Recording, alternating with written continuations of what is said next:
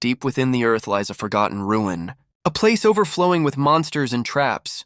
This treacherous maze is known as the Labyrinth, and those who dare to enter fall into four types. First, the warrior, the party's frontline shield. Second, the priest, who supports with divine power.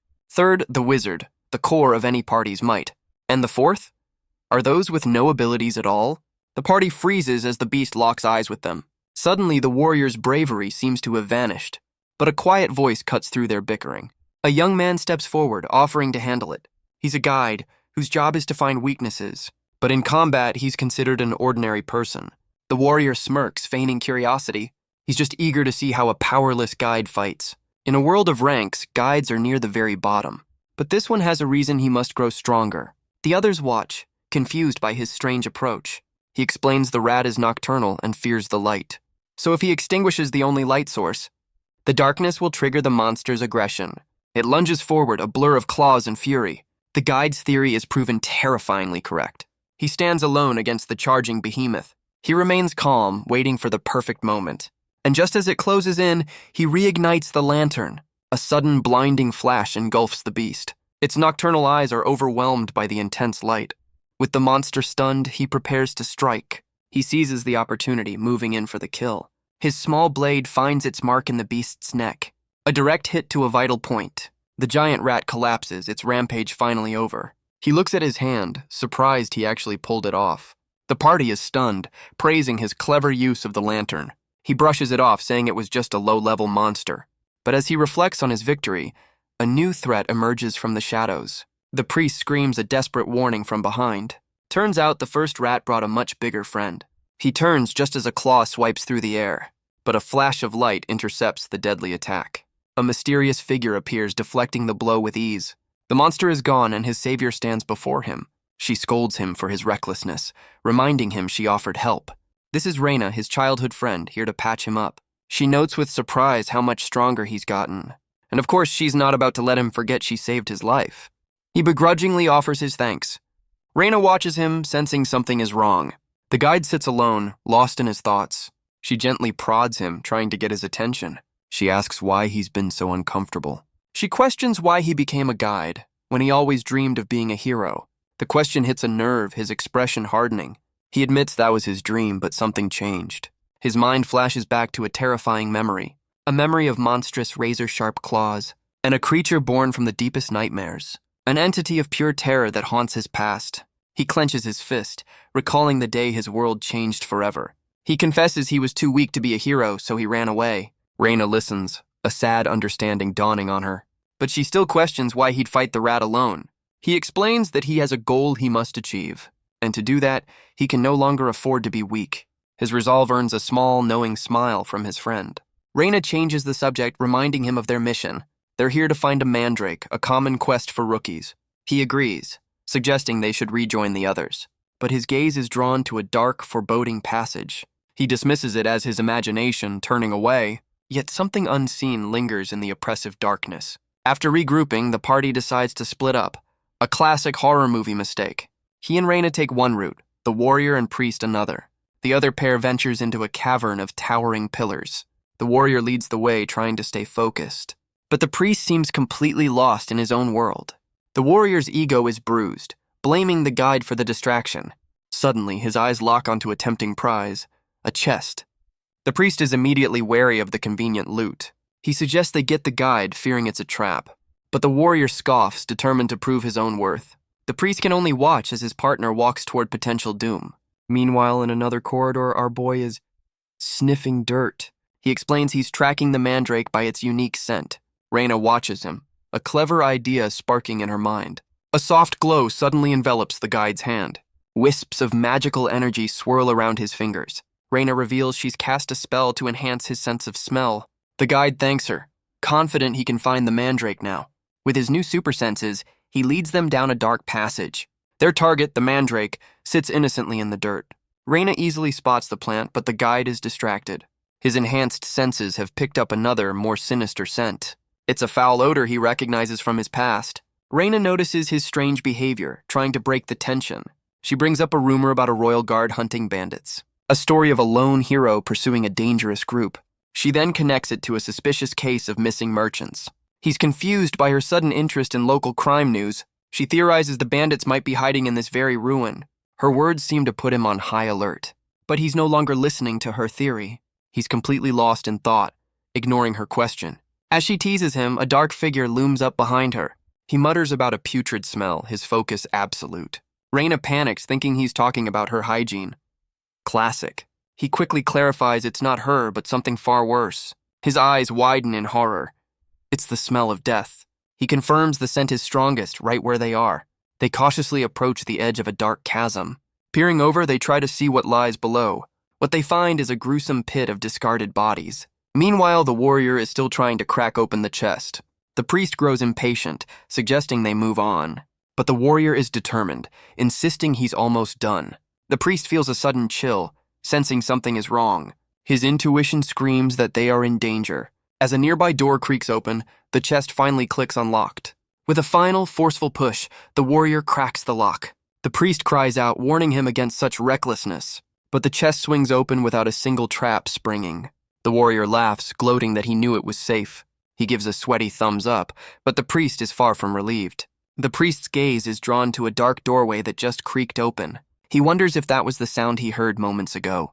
But the warrior, now named Simon, is already digging for treasure. He finds something valuable, completely ignoring his partner's concern. So much for teamwork. The priest tries again, asking Simon if he heard that noise. He calls out his name, but Simon doesn't seem to hear him. A chilling silence hangs in the air as he turns around. Simon is gone, and a shadowy figure stands in the doorway.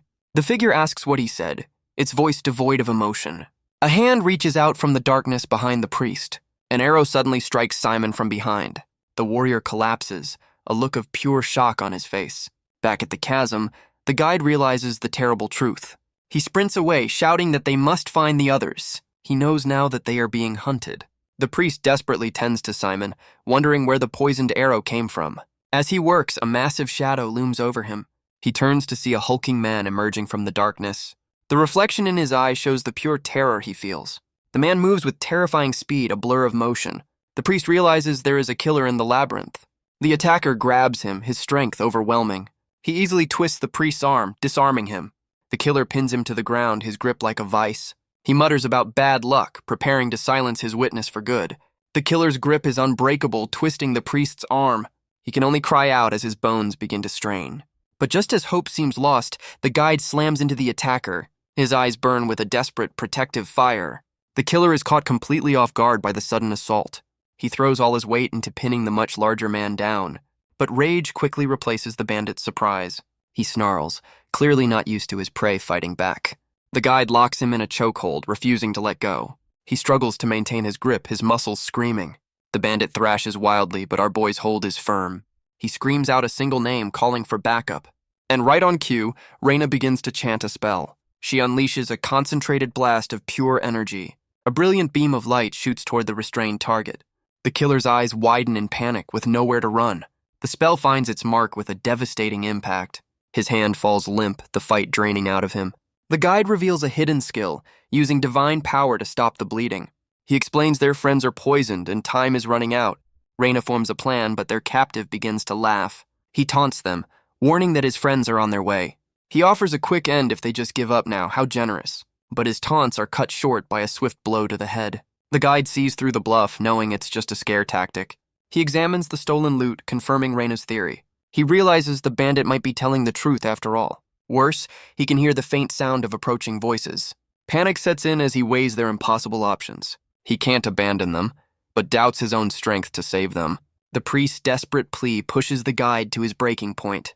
He begs Cariel to save them, his voice filled with pain. But Cariel's mind retreats, covering the priest's eyes in a familiar gesture. He's thrown back into a memory of his mother's chilling words. Her gentle comfort twists into a cruel, mocking laugh. She reminds him of the day the monsters came for them. A day he turned his back on someone begging for help. He tries to deny it, but the memory is too strong. Her voice echoes in his head. Only the strong can be heroes, and the weak must simply learn to look away. The old doubt floods back, convincing him she was right. He spirals, lost in the belief that he can't save anyone. Talk about an inconvenient time for a crisis, until a familiar voice snaps him out of his trance. Reyna shakes him, demanding he get a grip. He forces himself back to the present, pushing the past aside. He apologizes, knowing their survival is all that matters now. His mind races, calculating their chances. They're outmatched, injured, and trapped in a deadly maze. But the word labyrinth triggers a sudden realization. He turns to Reyna, a desperate plan forming in his mind. With renewed focus, he tells her he's found a way out. Meanwhile, the rest of the bandits are making their escape. Their leader urges them onward, ready to leave the ruin. They whisper about the hero who's been hunting them down, but their path is suddenly blocked by a lone figure. It's Cariel standing firm against the entire group. The bandits mock him, assuming he's the hero they've heard about. Then they notice the pouch of gems in his hand. One of them flies into a rage, ordering his immediate death. But their leader is more cautious, not wanting any delays. The leader offers a deal, demanding the gems for safe passage. But Cariel knows better. These men are killers, not negotiators. Hidden nearby, Reyna prepares a spell, sensing the inevitable conflict. Cariel's resolve hardens, knowing what he must do. He grips the pouch tightly, preparing for his next move. He tosses the bag of gems toward the waiting bandit. The leader smirks, believing he's won so easily. But his smile turns cruel as he reveals their one rule: no witnesses. Suddenly, the pouch erupts in a blinding, fiery explosion. The bandit's face twists in shock, realizing it was a trap. The blast engulfs the entire group in a wave of force. Cariel watches, hoping his gambit paid off. As the smoke and dust begin to settle, a hand emerges, completely unscathed. The leader stands furious, having blocked the attack. His eyes burn with rage, promising a slow, painful end. Cariel realizes Plan A has failed and immediately switches to Plan B. He plants his foot, ready to make his move. He charges headfirst into the group of angry killers. A truly brilliant idea. At least the blast managed to weaken a few of them. The leader shouts a warning, assuming he has allies in the shadows. A sudden beam of light shines down from above. It illuminates a path, guiding Cariel through the darkness. His legs are frozen with tension, but he forces himself onward. He just has to reach that spot of light up ahead. One of the bandits moves to intercept his desperate sprint. A heavy blow connects, sending a shockwave through Cariel's body. He clenches his jaw, determined to push through the pain. The leader screams at his men to move as Cariel slips past. He gathers fire in his palm, vowing to burn the boy alive. He knows he's too injured to dodge the incoming fireball. He stumbles, bracing for the inevitable impact. But the bandit leader freezes, distracted by a new threat. He realizes too late that he's let his guard down. From the shadows, Reyna unleashes her own spell. A massive wall of rock erupts from the ground. The leader roars in frustration, his path completely cut off. He realizes the spell wasn't aimed at Cariel at all. The dust and debris begin to clear from the passage. His men are trapped, the exit sealed behind a mountain of stone. The leader finally understands the true nature of the plan. He mocks Cariel's apparent self-sacrifice. A classic villain monologue. He boasts that he can easily break down the wall, but he'll enjoy taking care of our boy first. Cariel just smirks, revealing this was all part of the plan. In a flashback, we see him outlining the strategy with Reyna, but she refused to accept a plan that meant leaving him behind. He assures her that wasn't the real endgame. He reminds her of the sensory spells she used earlier, and asks if it can be used to block sound instead. Back in the present, Cariel reveals his trump card, the mandrake. A plant known for its devastatingly powerful scream. The bandits can only watch, confused by his bizarre actions. Its shriek is known to cause debilitating sickness. They finally realize the danger, screaming for him to stop. In severe cases, the sound alone can be fatal. But Cariel is protected, his hearing magically sealed. With a final heave, he rips the creature from the earth. The mandrake unleashes its silent, terrifying scream. The bandits are instantly overwhelmed by the sonic assault. Elsewhere, an armored boot steps onto the scene. A mysterious knight confirms his suspicions. He follows a foul scent, knowing it's coming from nearby. Back in the passage, the mandrake continues its silent assault. The bandit leader seethes, realizing he's been played. But when he looks up, Cariel is nowhere to be found. He screams for his men to stay on guard, but it's too late. A sudden strike from behind catches him completely off guard. Cariel explains the mandrake's scream has a weakness. Its effects are dampened by magic resistance. Which is why you always take out the mage first. A pro-gamer move. With the leader down, he charges the remaining goons. The bandits are still reeling, unable to defend themselves. He closes the distance in a blur of motion. A brutal kick sends the first one to the ground. He stands over the fallen man, his work not yet finished. Now, only one very large problem remains. The hulking bandit stands over him, ready for a brawl. Cariel moves with surprising speed, dodging a wild swing. He slips past the attack, getting in close. The bandit can only watch, stunned by the boy's agility. He raises a massive fist, preparing to crush him. The blow connects with devastating force, but Cariel weathers the hit, refusing to back down. His eyes narrow, his focus absolute. He finds an opening in his opponent's guard. The bandit's arm is suddenly caught in a painful lock. Cariel grits his teeth, applying more pressure. He's determined to end this fight no matter the cost. He twists with all his might, pushing past his limits. The bandit's arm gives way under the immense strain. His eyes roll back in a silent scream of agony. With a final shudder, the giant collapses to the ground. Silence falls over the now empty battlefield. Exhausted, they carry their fallen comrades toward the exit. Reyna teases him, reminding him who the real MVP is. Cariel admits her power was essential to his crazy plan. He sincerely thanks her for trusting him when no one else would. She brushes it off, admitting he looked like a true hero back there. Her words bring a rare, genuine smile to his face. He promises they'll catch up properly once they're finally safe. But Reyna's attention is suddenly drawn forward. A brilliant light shines ahead, the way out of the labyrinth. But Cariel's instincts scream that something is terribly wrong. A lone figure stands silhouetted against the light. So much for a warm welcome. A sinister grin spreads across the stranger's shadowed face. Cariel's hope turns to dread in an instant. He digs his heels in, stopping their escape dead in its tracks. He screams for them to turn back, to run into the darkness. His eyes widen as a projectile hurtles toward them. A blast of pure energy closes in with deadly speed. But before he can react, Reyna moves to protect him. She throws herself in front of the attack, casting a desperate shield. The spell connects, erupting in a blinding flash. The tunnel is engulfed in smoke and magical fallout. Cariel cries out, thrown back by the force of the blast. He clutches his injured arm, realizing their new foe is on another level. His first thought isn't for himself, but for Reyna. He forces himself to look up, trying to see through the haze. And the armored knight finally steps into view. Cariel is slammed to the ground, the impact rattling him to his core. He lets out a raw scream of pain and desperation. The bandit leader stands over him, surprised to see a mere guide. He scoffs, saying he has no time for such a low-tier class. Cariel struggles, begging the man not to leave. He pleads with him not to just walk away, but the bandit leader turns his back as Cariel's world begins to fade. His vision blurs, his only thought fixed on saving Reyna. His mind spirals, questioning if the weak are even allowed to save anyone. He wonders why he even tries. Is it instinct? Or is it just for the feeling of being praised? Or was it the simple childhood dream of being a hero? He realizes he no longer knows the answer. He's lost in his own despair, a child curled up in the dark. Another perfectly timed existential crisis. A voice cuts through the silence, asking if he needs a reason.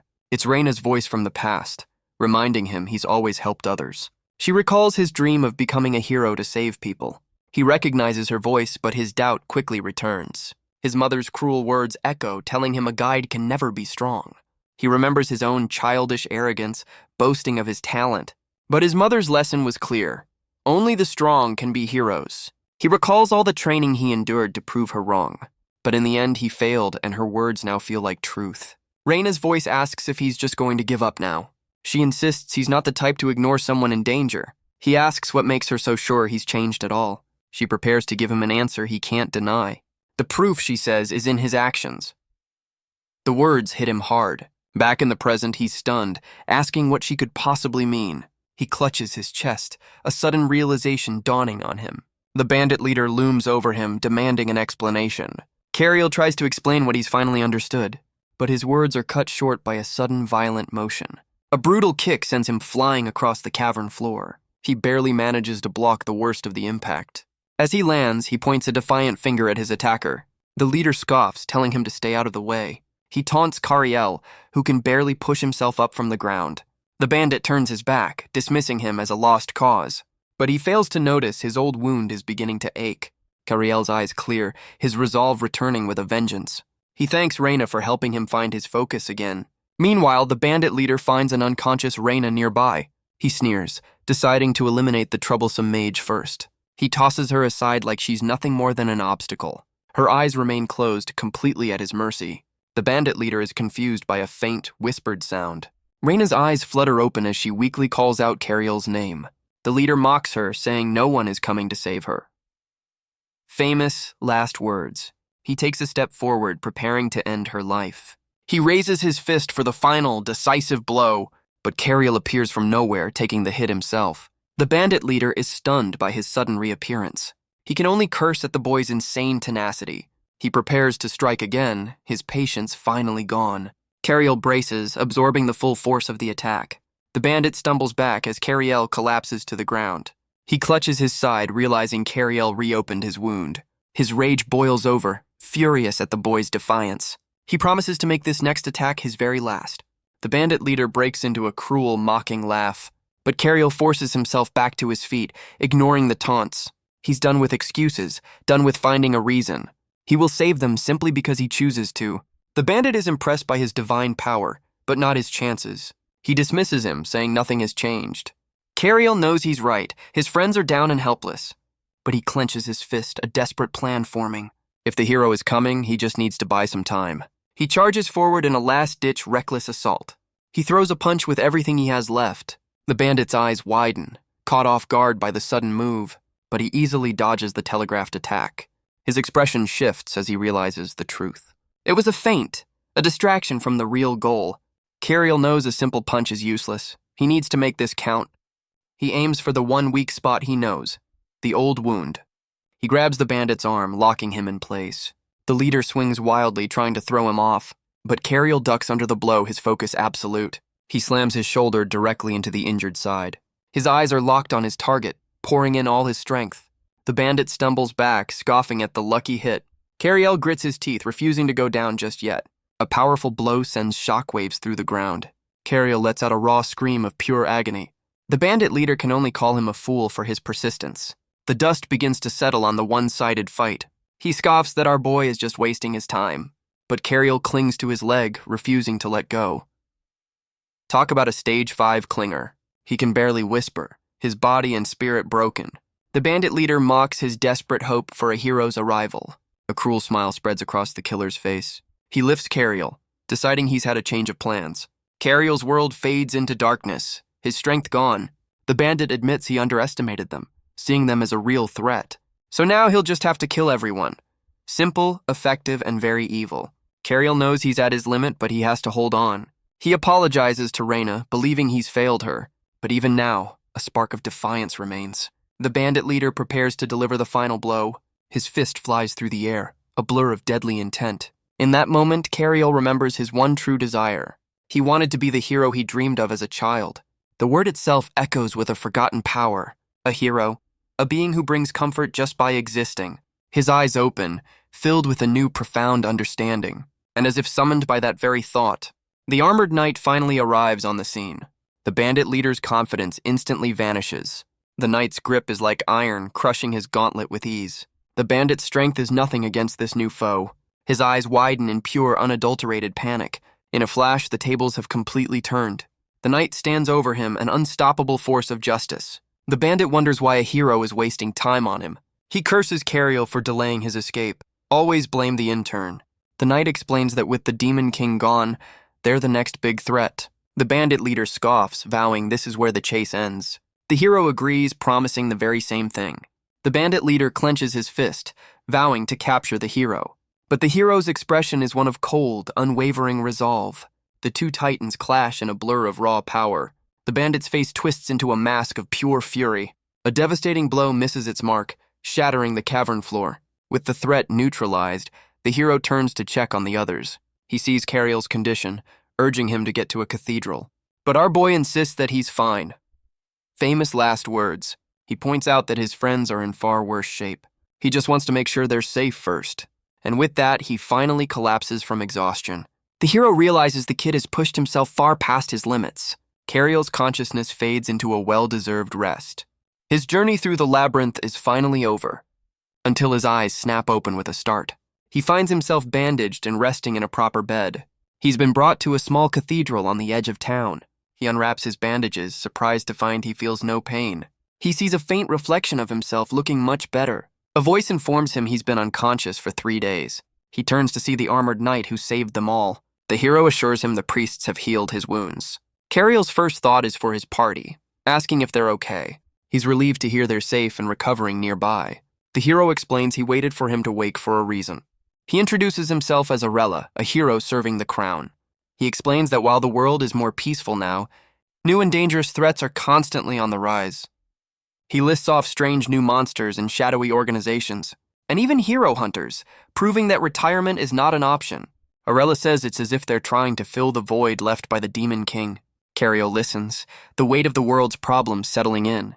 The hero reveals he investigated the Labyrinth incident.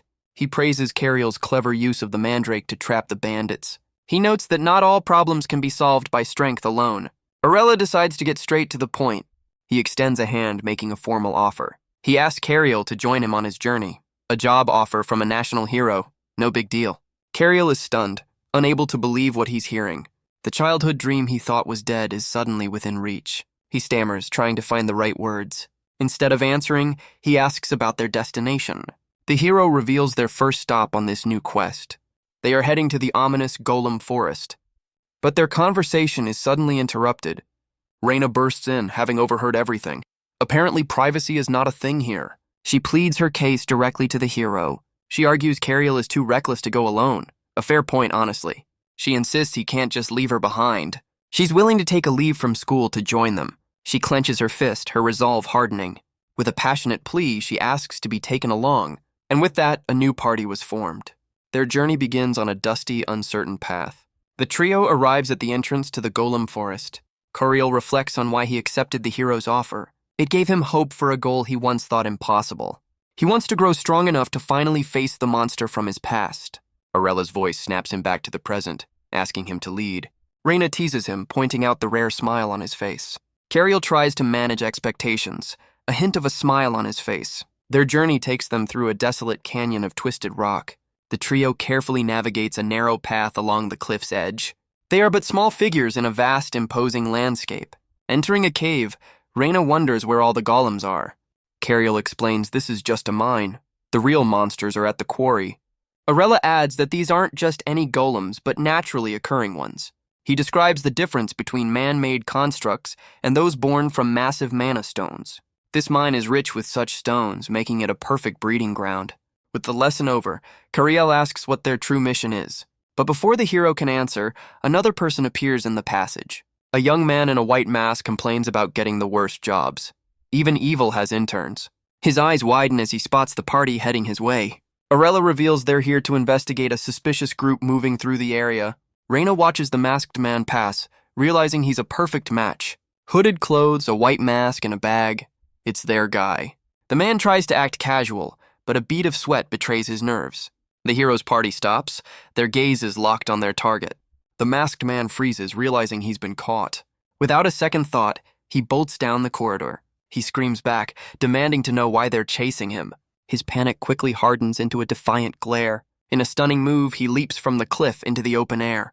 He lands safely on a ledge below, continuing his escape. Arella calls down, telling him it's a dead end and he should surrender. But the masked man just smirks, his confidence unshaken. He promises them that it won't be that easy. Cariel watches from above, a knowing look on his face. He remarks that this whole situation feels strangely familiar. The comment seems to trigger a sudden, worried realization in Arella. A colossal stone golem rises from the earth, dwarfing them all. The masked man smirks, revealing this was all a trap.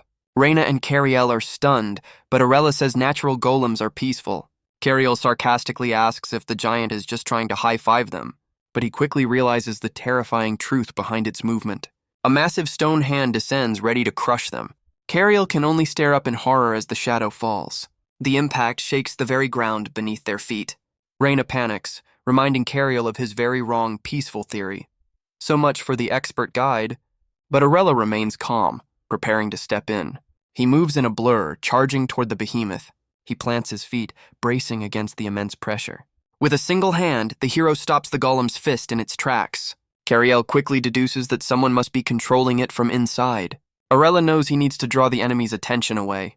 Deep within the golem, the true culprits are at work. The masked figures realize their attack was blocked, ordering another strike. Their leader wonders if the royal government has finally found them. His eyes narrow, focusing on the unexpected obstacle. Arella stands firm, a lone warrior against a mountain of living stone.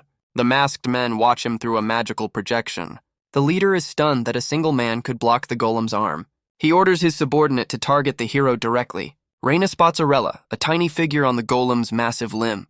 The golem's other fist comes swinging down with incredible force. Arella knows a direct confrontation is too risky. He needs a different approach to this fight.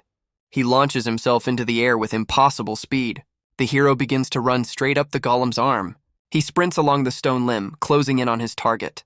He's a blur of motion against the colossal stone limb. The masked men can only watch as he closes the distance. He moves with a speed that defies all logic.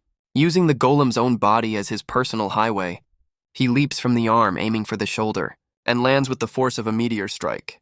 Cariel and Reyna can only stare, completely dumbfounded. Inside, the masked men are starting to panic.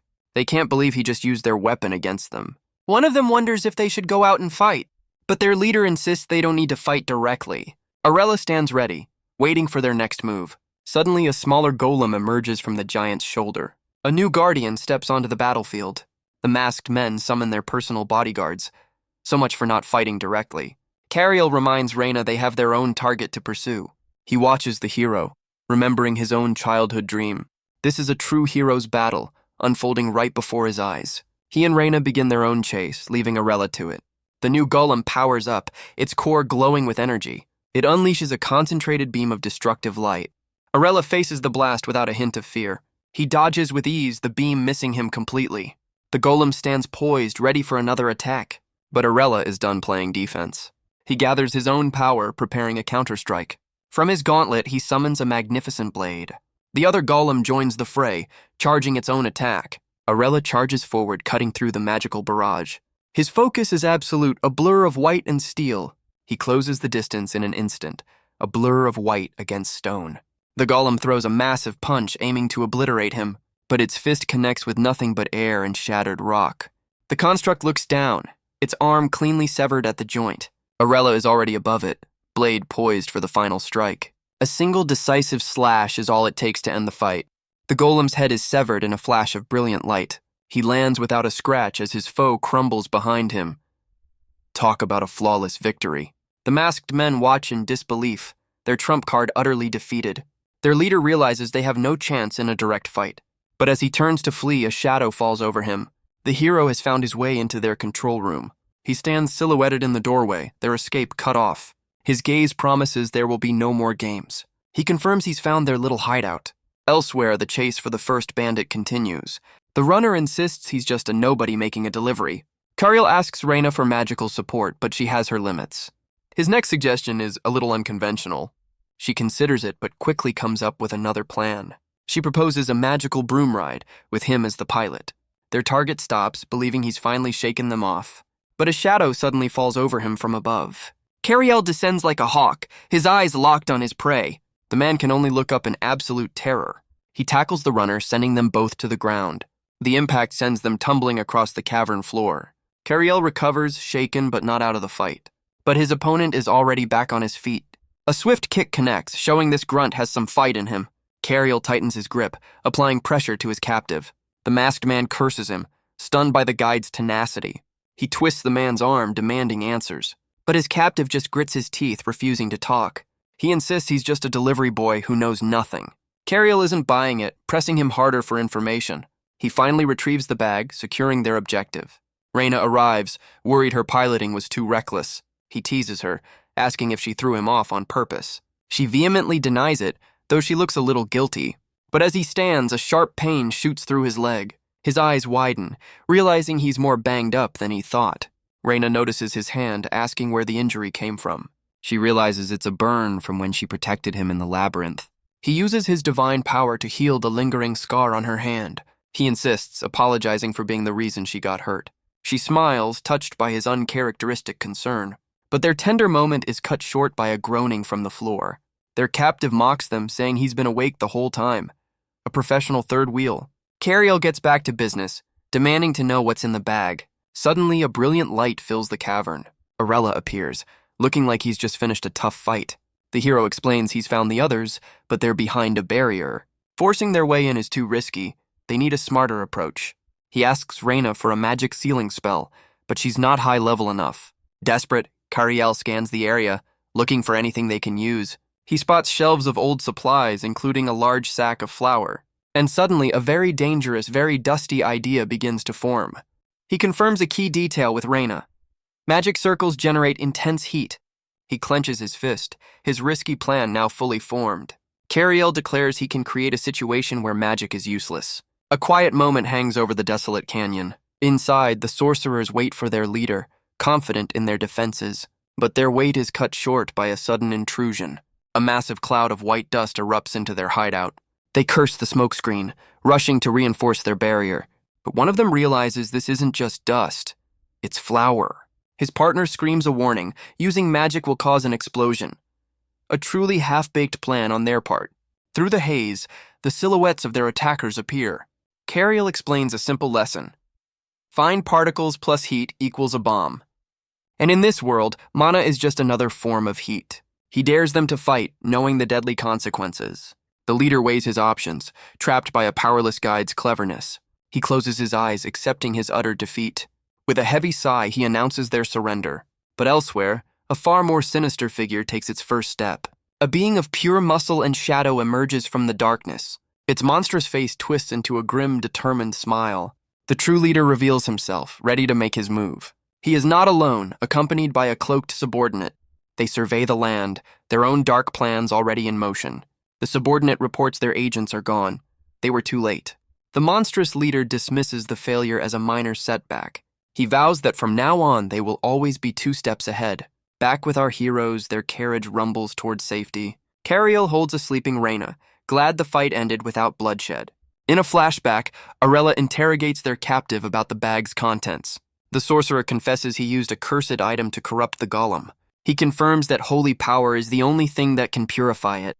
And so the hero cleansed the golem and sent the sorcerers away for questioning. But their peaceful journey comes to a jarring halt. A man steps out, ordering them to surrender. Their path is blocked by a group of ruthless bandits. As the driver panics, Arella calmly steps out to face them. The bandit leader's confidence wavers, spotting the armored knight.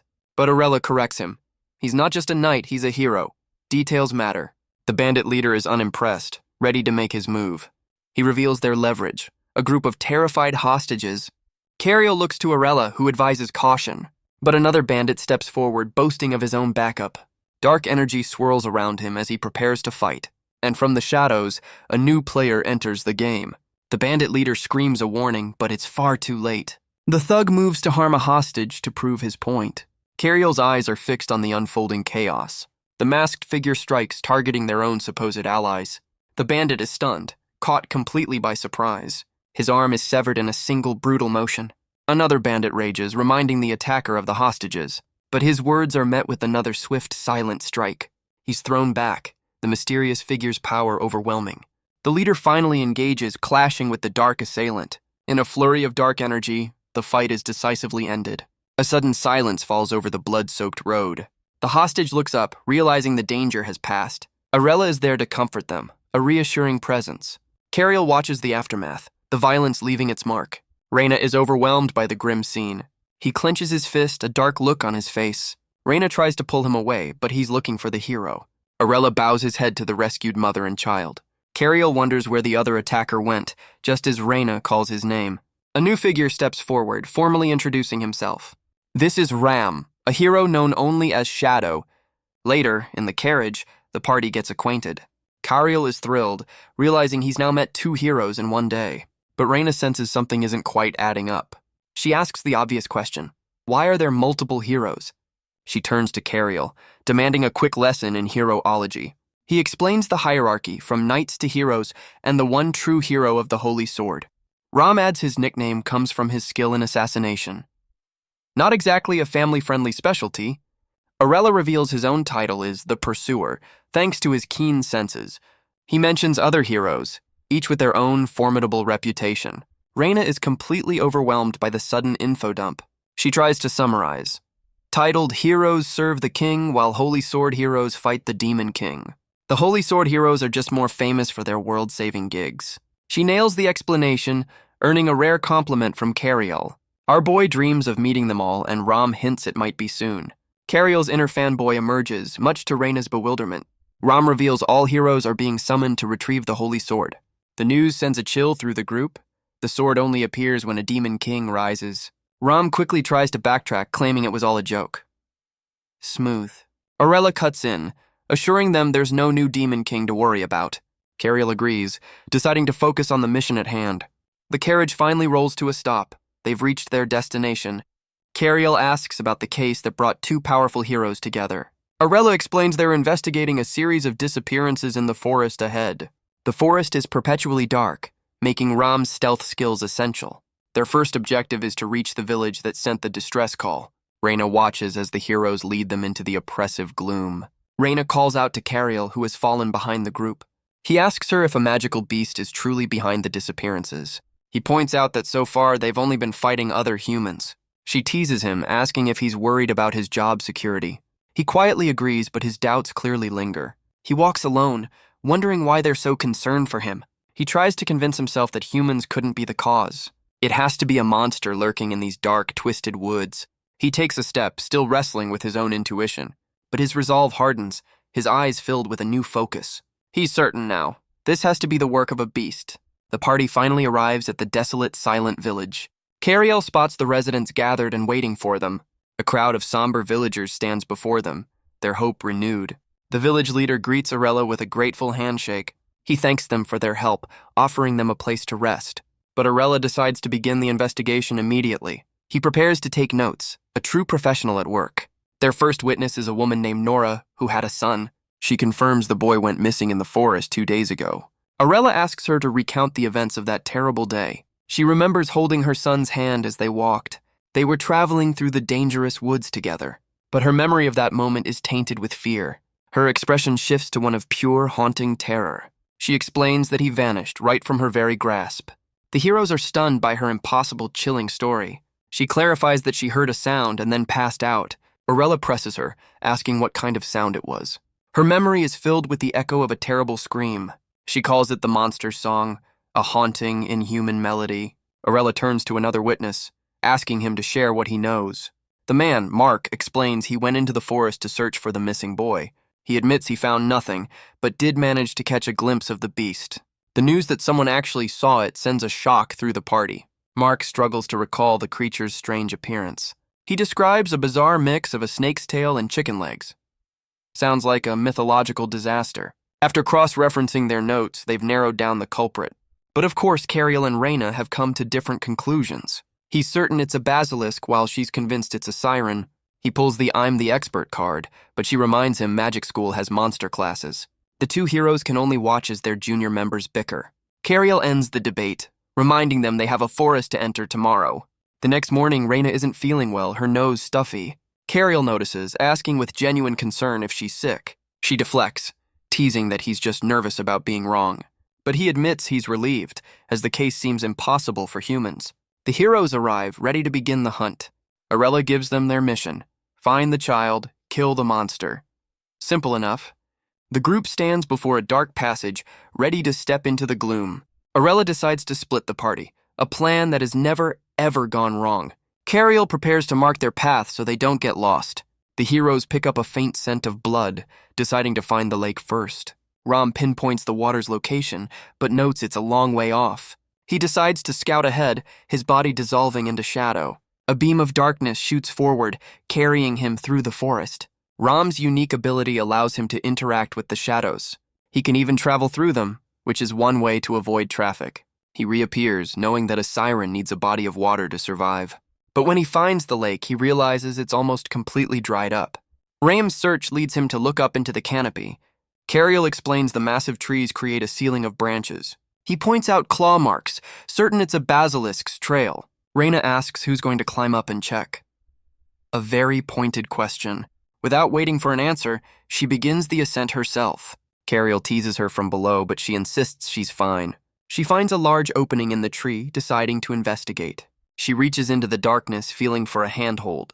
With a determined heave, she pulls herself into the hollow. Inside, she finds a grim scene, but no sign of the monster. Her eyes widen as she notices something deeper within the nest. A sudden movement makes her stumble back in surprise. She finds herself holding up a heavy slab, hoping for no repeats of past mishaps. Steeling her nerves, she prepares to venture further in. She takes a deep breath, beginning her countdown. On the count of 3, she makes her move. She finds herself plunged into an oppressive, silent darkness. A single tear escapes as she realizes she's completely blind. She admits she can't see a thing, her confidence shaken. Turns out, a strict school curfew left her with terrible night vision. The model student is clearly out of her element, but moonlight filters through the branches, offering a faint guide. She summons a small dim light, careful not to be seen. The tiny orb barely pushes back the overwhelming darkness. Suddenly, she spots a pair of glowing eyes watching her. She holds her breath, her heart pounding in her chest.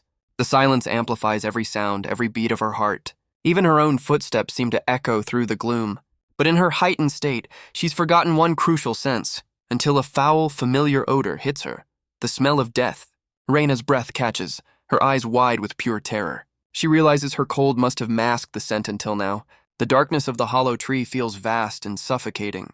Her only thought is to escape, to get back to the others. She takes a cautious step forward, trying to find her way out. But her foot snags on something unseen on the ground. She looks down, trying to identify the obstacle in the dark. Her small light reveals a large, pale, and disturbingly familiar shape. It's a massive egg, cracked and empty. A wave of dread washes over her as she recognizes it. Her mind flashes back to a textbook illustration of a basilisk, and the gruesome aftermath of its deadly gaze. The realization hits her with the force of a physical blow. She's trapped inside the nest of a legendary monster. So much for a simple scouting mission. Her heart hammers against her ribs, a frantic, desperate rhythm. She stays frozen, praying the sound doesn't give her away. She forces herself to take a slow, steadying breath. The silence that follows is somehow even more terrifying. She finally manages to regain a sliver of composure. Just a little bit of courage is all she needs to move. She resolves to escape, but a strange thumping sound remains, and realizes with dawning horror that it's not her heartbeat. She's locked eyes with the beast, her body paralyzed by fear. Her mind screams to cast a shield, to run, to do anything. She gathers every ounce of will, preparing to bolt. She forces her frozen limbs into motion, and in a desperate burst of speed, she finally runs. Down below, Cariel waits, unaware of the danger above. He glances up, wondering what's taking her so long. A flicker of genuine concern crosses his face. He decides this won't work. He needs to regroup with the heroes. But a sudden, brilliant flash erupts from the hollow above. The heroes hear the explosion, immediately moving toward the guide. The light illuminates the forest floor where Cariel stands alone. He can only stare, wondering what just happened. His eyes widen as he sees Reina falling through the air. Panic sets in. His only thought is that he cannot lose her. He sprints forward, a desperate blur of motion, and catches her just before she hits the ground. A perfect 10 for the landing. He holds her tight, frantically asking if she's okay. Reina is battered and terrified, struggling to breathe. He's horrified, wondering what could have happened in the nest. She weakly explains that the monster got her. He comforts her, telling her to take her time. Later, she rests in a bed, recounting her ordeal to the group. She explains how she escaped by blasting a hole in the floor. Arella asks why it didn't eat her, and she explains its hunting habits. With the new intel, Cariel agrees to lead them back to the nest. But as he turns to leave, Reina calls out his name. She begs him to promise he'll come back alive. He gives a confident smile, telling her not to worry. Before they go, he briefs the heroes on their target. He explains this basilisk uses illusions, not petrification. A guide's true purpose is to analyze threats and reduce variables. They possess knowledge that complements a party's raw power, but he admits that for all their knowledge, guides are still weak. The party finally arrives at the entrance to the canopy. They stand before the vast, dark space between the branches. Arella confirms the monster's scent is much stronger here. Ram notes the smell of snake and chicken, and something more. Cariel's eyes widen, his focus absolute. He explains that monsters like adventurers have ranks. A quick lesson on the food chain, from vermin to high-class threats. He warns them it's coming, a beast with no clear weakness. The basilisk appears, confirming it's an upper monster. Cariel is stunned by its sheer size and sudden arrival. His body freezes, just like it did when he was a child. The old trauma paralyzes him in the face of true terror. But a sudden force shoves him out of the monster's path. Arella takes the blow meant for him, a true hero's sacrifice. The hero's gauntlet is stained, proof of the brutal impact. The beast lunges again, a blur of feathers and fury. Arella is thrown to the ground, taking the full force of the attack. The monster looms over him, ready to deliver the final blow. Arella tells Cariel to stay back, assuring him they'll handle it. But their problems multiply as more creatures emerge from the shadows. Looks like the whole family showed up. The hero orders Cariel to find the child while they hold the line. Cariel grits his teeth, refusing to be a burden. He decides to observe first to find a way to be useful. The basilisk takes a step, its massive claws digging into the earth. It turns its attention to Ram, catching him in a vicious strike. Ram insists he's fine, but the monster's growl says otherwise. He remembers the guide's one crucial warning: don't look it in the eyes. He ducks under a sweeping attack, moving with shadowy grace. The beast is met with a swift and brutal counterattack. The fight is over in a flash of violence. Ram stands over the fallen creature, his mission complete. But as he examines the body, he realizes something is wrong. He points out a key missing feature: the creature has no tail. He questions if it's a basilisk at all, as doubt fills the air. Ram continues the fight, a blur of motion against the feathered beast. He lands a devastating blow, tearing a hole in the creature's chest. But the wound begins to knit itself back together with dark energy. In moments, the damage is completely undone. Ram is stunned, realizing this monster has regenerative abilities. From a distance, Cariel's mind races, trying to solve this new puzzle. He screams out a warning, telling them to aim for the heart. Ram takes the advice, preparing a new, more focused attack. The creature lets out a piercing shriek, enraged by their persistence. The hero clenches his fist, gathering his shadowy power. He unleashes his unique skill, a whip made of pure darkness. The shadow lash strikes true, wrapping around the monster's body. Meanwhile, Arella engages another one of the creatures head-on. His gauntlets glow, ready to deliver a decisive strike. He summons his blade, its edge gleaming in the dim light. The beast opens its maw, ready to swallow him whole. But Arella meets the attack with his own, plunging his sword deep inside. The monster's head erupts in a shower of dark feathers. He stands victorious, but senses the fight is far from over. A sinister smile spreads across an unseen face in the darkness. Arella's head snaps up, his instincts screaming a warning. Ram cries out, suddenly caught in an invisible, agonizing grip. Cariel watches in horror, realizing this was never a basilisk. A new figure emerges, its long hair flowing behind it like a shroud. The two heroes stand frozen, facing the true master of this forest. The being reveals its face, uttering a single chilling command. Arella is caught in its spell, his body paralyzed by an unseen force. But his eyes burn with defiance. He's not going down that easily. He tries to move, but a cage of dark energy closes in around him. His eyes widen in shock, realizing the true nature of this terrifying power. The hero stands face to face with the bizarre, bird-like creature. Cariel can only watch, his mind reeling from the impossibility of it all. He finally understands. This isn't a basilisk's illusion. It's a siren. The true monster lets out a haunting, soul-shaking cry. Cariel feels his will draining away, caught in the monster's song. His vision blurs as the world around him begins to fade. He clutches his head, fighting to stay conscious against the psychic assault. He forces himself to focus, to push through the overwhelming power. He clenches his fist, refusing to let his journey end here. He wonders if his eardrums are completely shattered from the scream. But he dismisses the pain, knowing survival is all that matters. He can use his divine power to heal himself later. Suddenly, Arella takes a firm step forward, his focus unbroken. He walks calmly toward the beast, seemingly immune to its song. The monster's eyes widen, stunned by the hero's resistance. Dark tendrils lash out, trying to ensnare the approaching night. But Arella's resolve is absolute, his gaze fixed on his target.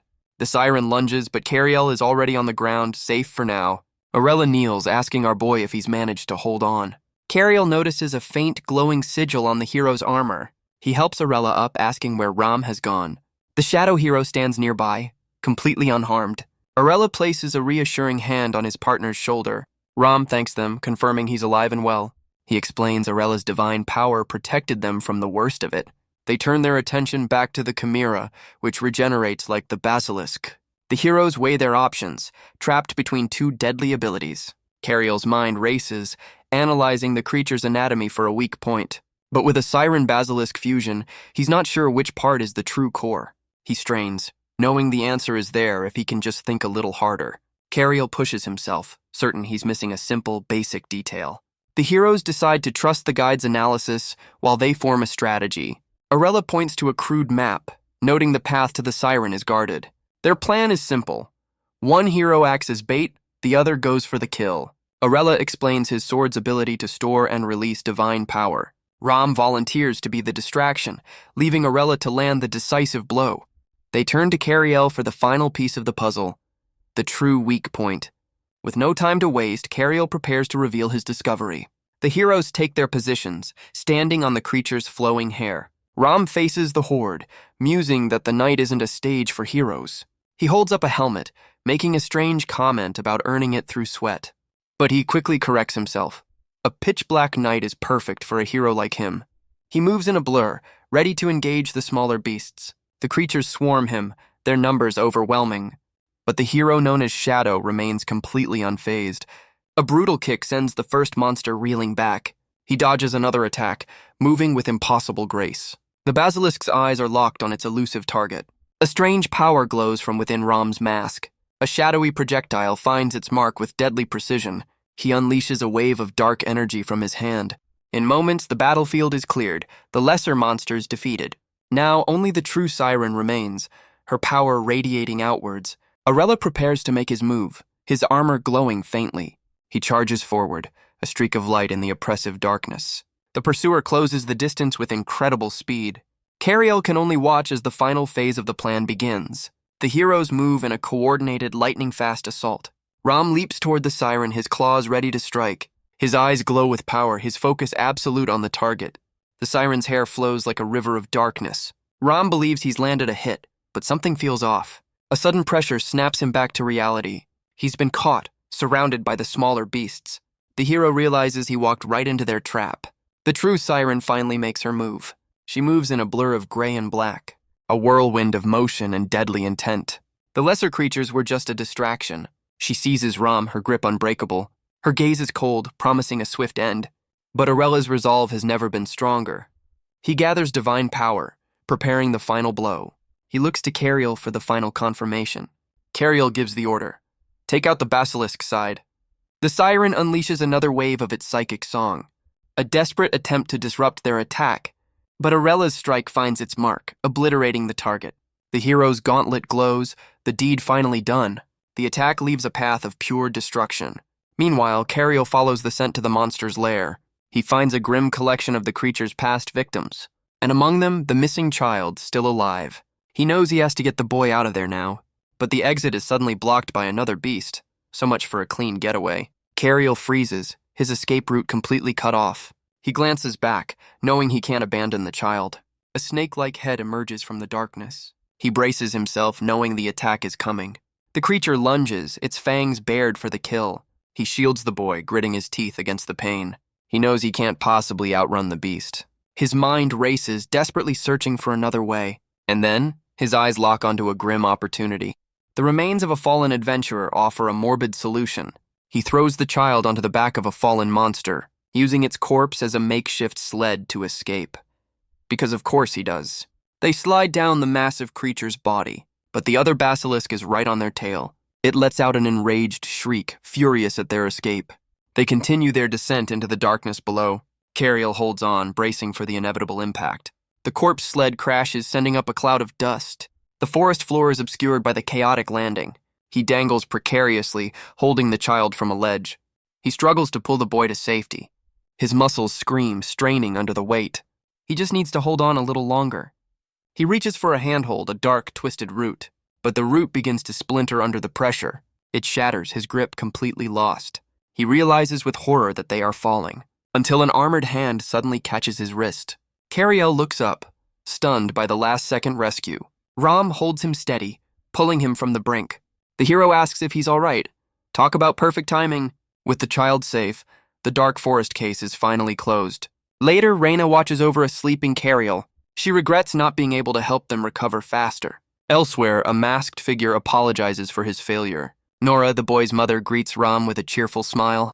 She invites him to a feast the village has prepared in their honor.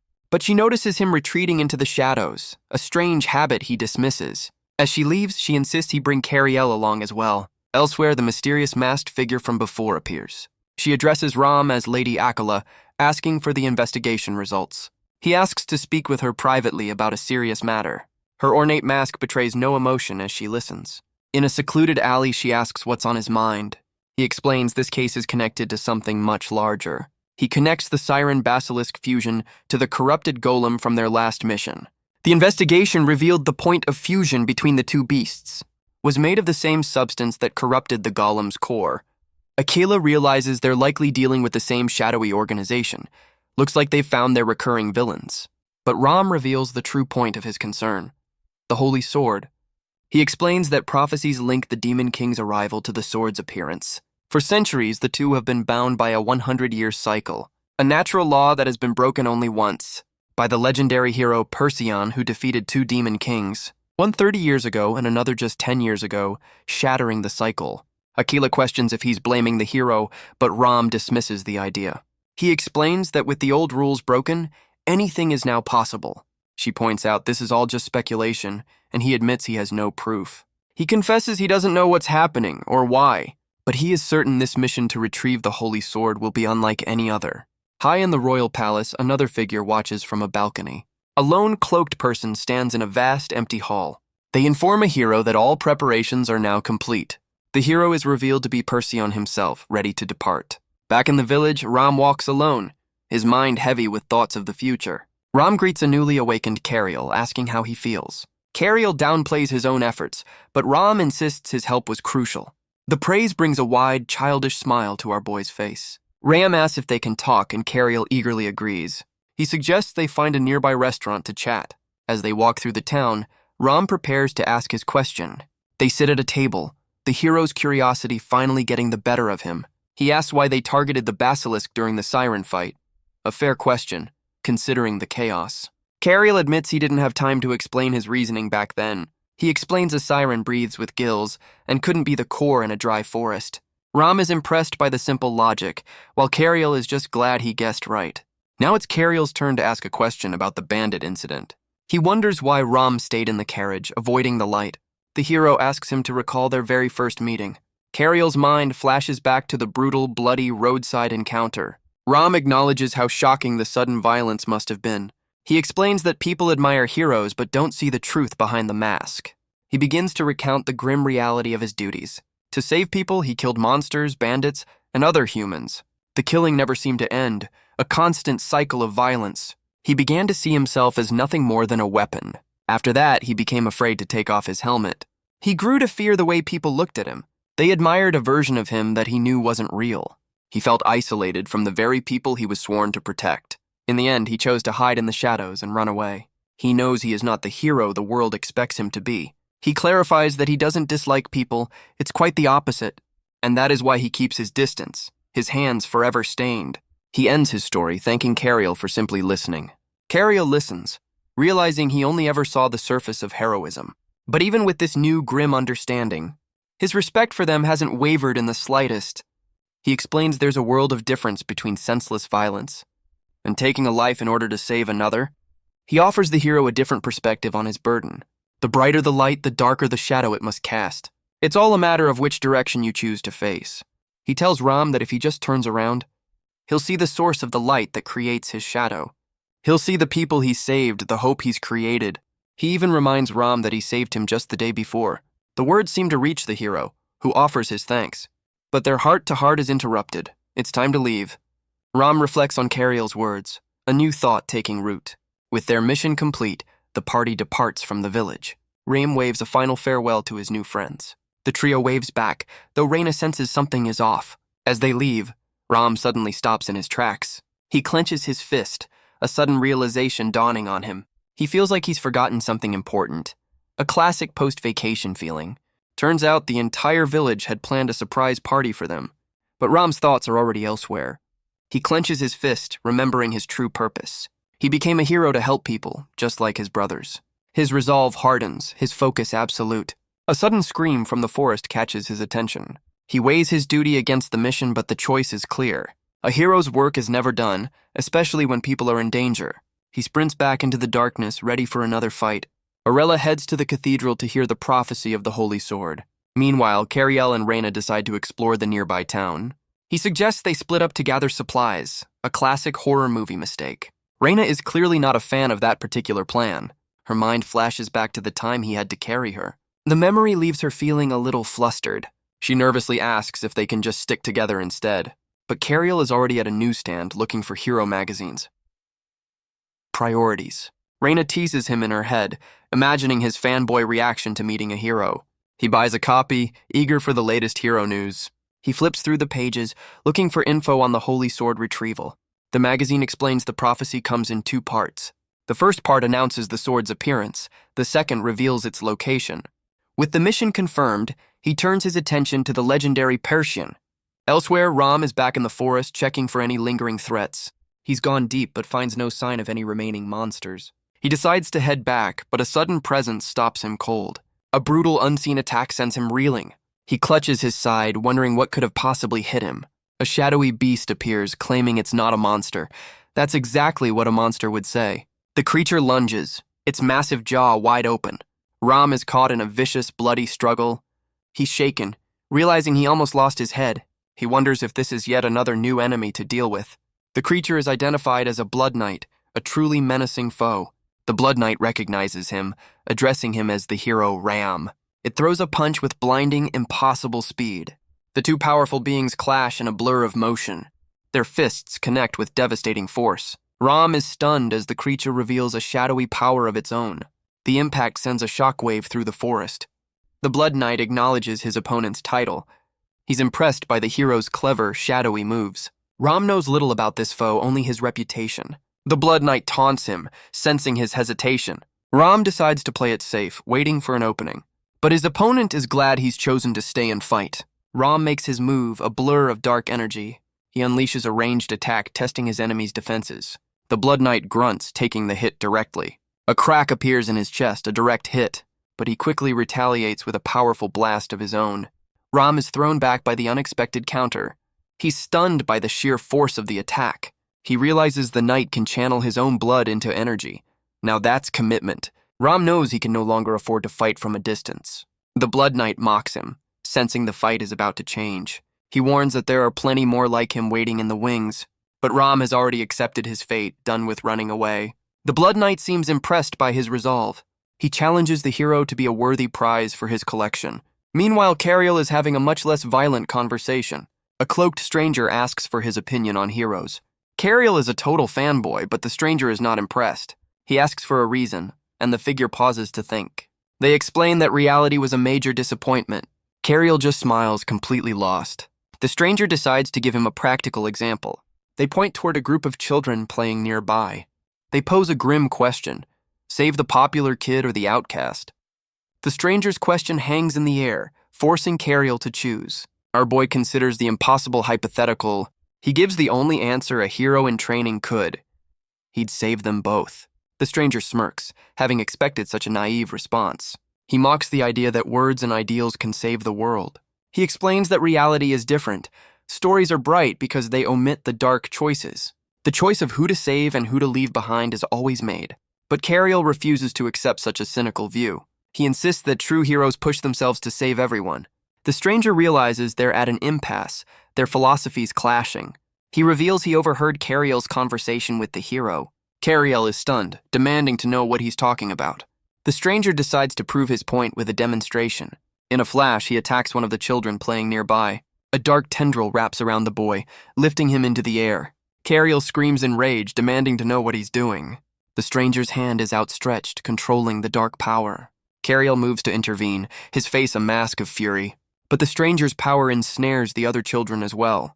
The townspeople can only watch in horror as their kids are taken. He presents Cariel with the choice again, this time for real. He taunts him, asking if he finally understands the grim reality. But a new voice cuts in, declaring she'll save them both. The stranger is caught off guard by Reyna's sudden arrival. She admits Cariel's heroic nonsense must be rubbing off on her. A brilliant pillar of light erupts from the ground. The blast sends a massive cloud of dust and debris into the air. The stranger is thrown back, his dark power shattered. He's left kneeling in the dirt, completely defeated by the spell. Cariel stands ready, his eyes locked on their mysterious attacker. Cariel moves in, but his attack is blocked with ease. He's stunned to see the stranger healing instantly. It's the same regenerative power as the basilisk. Before he can react, a hand closes around his own. The stranger effortlessly lifts him off the ground. With the child secured, the attacker turns to flee. Reyna can only watch in horror as he makes his escape. The stranger lands, already sprinting away from the scene. Reyna steels herself, ready to give chase. The child is unconscious in the kidnapper's arms. A closer look reveals the boy is completely helpless. The cloaked figure disappears into the distance. Cariel screams that he's heading for the forest. Reyna tries to stop him, knowing they're completely outmatched. She insists their only hope is to find the hero. because running into a fight you can't win is Cariel's specialty. Meanwhile, Arella stands in the hallowed halls of the cathedral. He listens intently to the words of the prophecy. His duty to the crown weighs heavily on his mind. A priest informs him that his preparations are complete, but his departure is cut short by a desperate cry. Cariel and Reyna burst in, explaining the urgent situation. Reyna describes the hooded attacker and his strange powers. Cariel points them in the direction of the nearby forest. The priest confirms the woods are vast and dangerous. He reminds Arella of his true mission, a subtle warning, a reminder that some duties are more important than others. The hero's mind races, torn between two impossible choices. He clenches his fist, knowing a decision must be made. Cariel pleads with him, certain the kidnapper is tied to the demons. He begs the hero to be the one to save them all. Arella makes his choice, asking the priest to understand. In a dark forest, the kidnapper accepts the challenge. He's brought the child to a secluded wooden cabin, a rundown shack hidden deep within the oppressive woods. He quiets the boy, a silent command in the gloom. The child pleads to be released, terrified of his captor. But the stranger assures him he's not here to cause any harm. He asks about the boy's parents, who reveals he's an orphan. The kidnapper continues his gentle probing, asking about his friends. The boy admits he has none, and is often teased for having no special talents. The stranger notes their situations sound remarkably similar, but the child quickly denies it, his voice filled with desperation. He explains that he doesn't have incredible powers like his captor. The stranger offers him that very power, but warns there's a catch. The boy's mind races, imagining a life with power like Reyna's. He dreams of a world where his friends would finally accept him, a world where he would finally earn praise from his teachers. The kidnapper reiterates that there is only one condition. The boy eagerly agrees, willing to do anything to change his fate. The stranger reveals the price. He must become a demon, just like him. A classic join the dark side sales pitch. He tells the boy that heroes never come to save the forgotten ones, but with a demon's power he won't need to be saved. The child protests, saying he only wanted to make friends, and to believe that a hero would come for him in his darkest hour. A cruel, knowing smile spreads across the stranger's face. He insists that heroes won't save him, crushing the boy's hope. He declares that such idealistic heroes simply don't exist. But a sudden, powerful force shatters the cabin door. A figure stands in the doorway, a protector arriving at the final moment. It's Arella, and the kidnapper acknowledges that a hero came after all. Back in the forest, the fight between Ram and the Blood Knight rages on. The hero moves like a phantom, a blur of speed and shadow. He braces for impact, his armored fist ready to strike.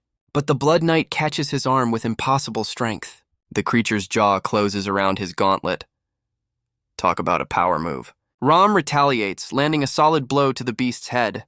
The impact echoes through the silent, dark woods, but the creature barely seems to flinch from the hit. Ram is thrown back, his cloak tearing from the sheer force. He realizes his attack was deflected, questioning his opponent's power.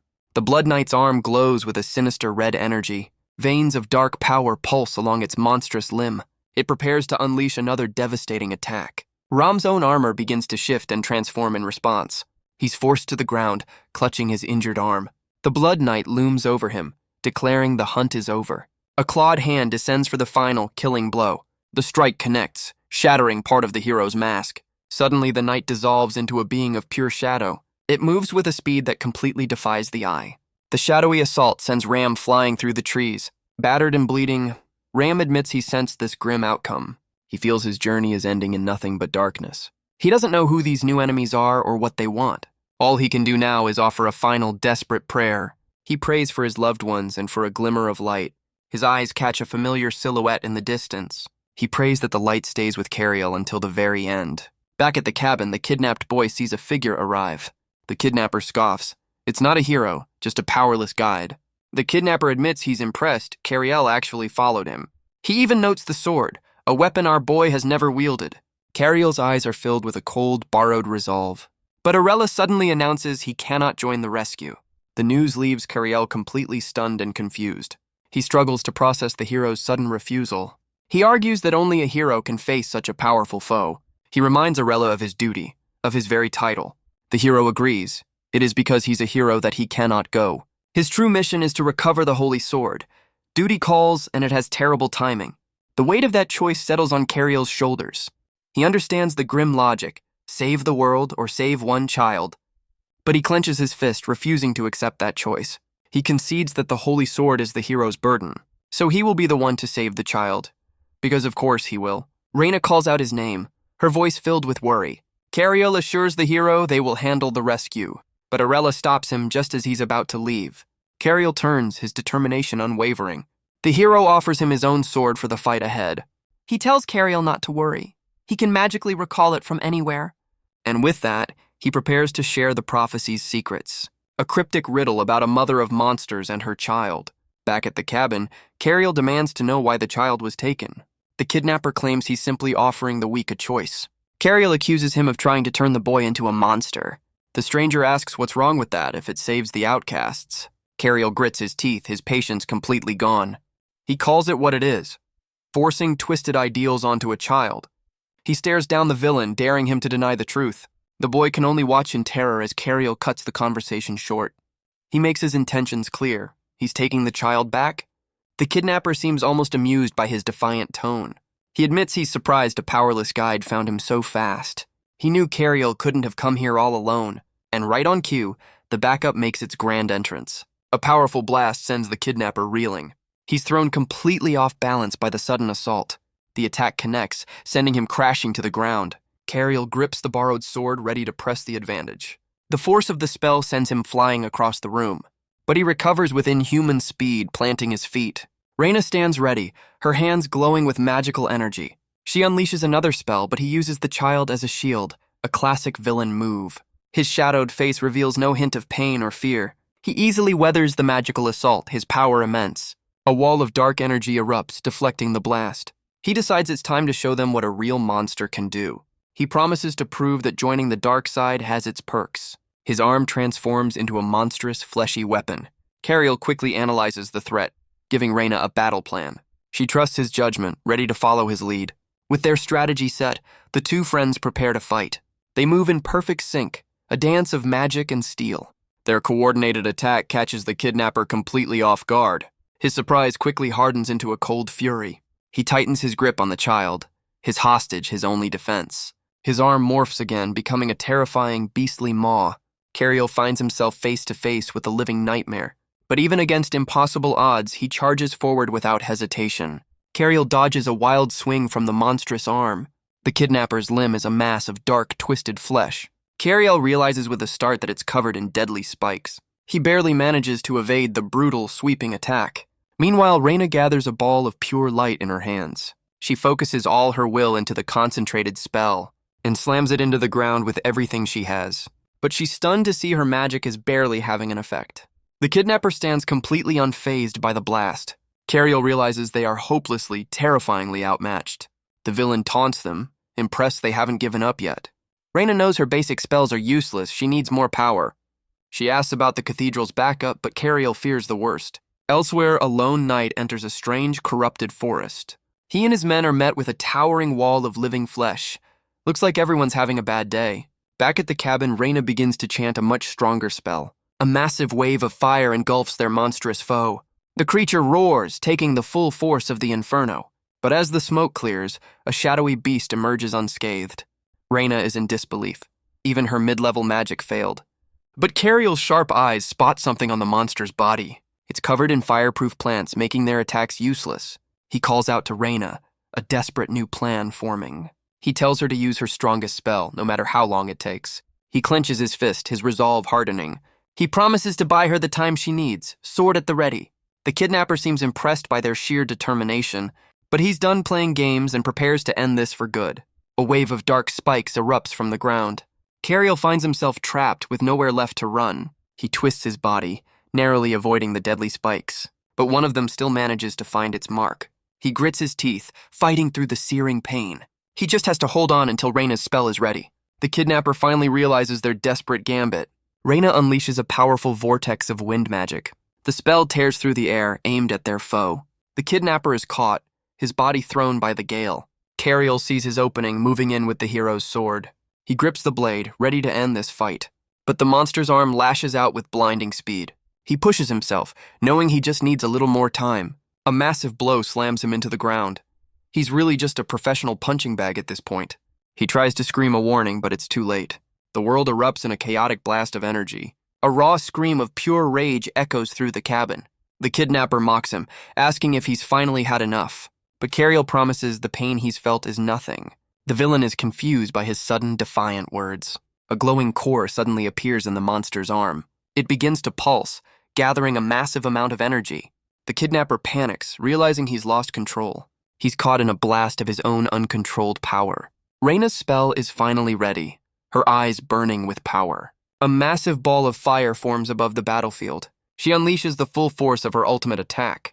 The kidnapper is completely engulfed in the fiery explosion. In the aftermath, a lone figure stands in the darkness. The kidnapper awakens, bandaged and disoriented. He sees an empty chair, uttering a mysterious name. She sits in the darkness, a box resting in her lap. The familiar setting brings back a flood of old memories. She recalls coming here with her family to see her sister perform. Even now, she can almost hear her sister's captivating song, a memory of a single voice filling a massive dark hall. Her sister was beautiful, with a voice that enchanted everyone. She was the twin who received none of the praise. The crowd could only watch in awe of her talent. Theirs was a simple family of 4, parents and twin sisters. But her sister's fame lifted them from poverty into a new life. She became known only as the plain sister of a superstar. But she remembers when they were just kids, lost in stories of heroes. One night, she overheard her parents discussing a huge opportunity. Their mother placed the family's entire future on her sister's shoulders. She watched from the shadows as her mother showered her twin with affection. In her sister's brilliant light, she felt herself fading away. The jealousy she'd ignored finally began to take root. One day, she found a beautiful dress hidden away. She tried it on, wondering why it was set aside. For a moment, she dared to hope it was a birthday gift for her. But her mother's rage shattered that hope in an instant. The dress was for her sister, and she was just in the way. All she could do was apologize for her simple mistake. She had never seen her mother so furious before. She decided to apologize to her sister, hoping for forgiveness. Her twin found her first, asking about the incident. Her sister brushed it off, saying their mother was just stressed. She tried to reconnect, suggesting they see a play about heroes. But her sister had outgrown such childish things. In that moment, she decided she was done with heroes too, and thus, a villain was born. The kidnapper's memory drifts back to a simpler time, a time when she believed her father was the greatest hero of all. He was the one person who seemed to love both his daughters equally. He would tell her stories of brave warriors, a comforting ritual. But one day, the monsters from his stories became terrifyingly real. A creature of immense power descended upon their town. She awakens in the rubble, injured and alone. Trapped and helpless, she can only call out for help. And through the dust, she sees a familiar, hopeful silhouette. Her father has come, just like the heroes in his stories. She calls out to him, certain he's there to save them. But he seems to look right through her, his focus elsewhere. Talk about selective hearing. She convinces herself he's seen her, that everything will be okay. But his hand reaches past her, toward another voice. He asks for his other daughter, the famous one. The hope in her eyes shatters into a million pieces. Her sister is nearby, also calling for their father. And it's her sister's voice that he answers. He turns his back on one child to save the other. His face is a mask of concern, but not for her. The terrible truth finally dawns on her. Her hand reaches out, a final, desperate plea. She tries to deny the dark thoughts flooding her mind. She bargains with a fate that has already been decided. But the doorway is empty. Her hero has abandoned her. She can only whisper for him not to go. Her world collapses in a moment of silent betrayal. She begs him not to leave them behind. But he's already gone, a blur in the distance. Left to die, her faith in heroes turns to ash. She questions why her father only asked for her sister. Lying in the rubble, she can't understand the betrayal. Her world narrows to a single agonizing moment. She can't find a reason for being left behind. The memory ends in a storm of dust and sorrow. Back in the present, the kidnapper awakens from the nightmare. Her vision is blurred, the world a hazy mess. Waking up after a magical beatdown will do that to you. A shadowy figure stands over her, their form indistinct. Her eyes widen as she finally recognizes who it is.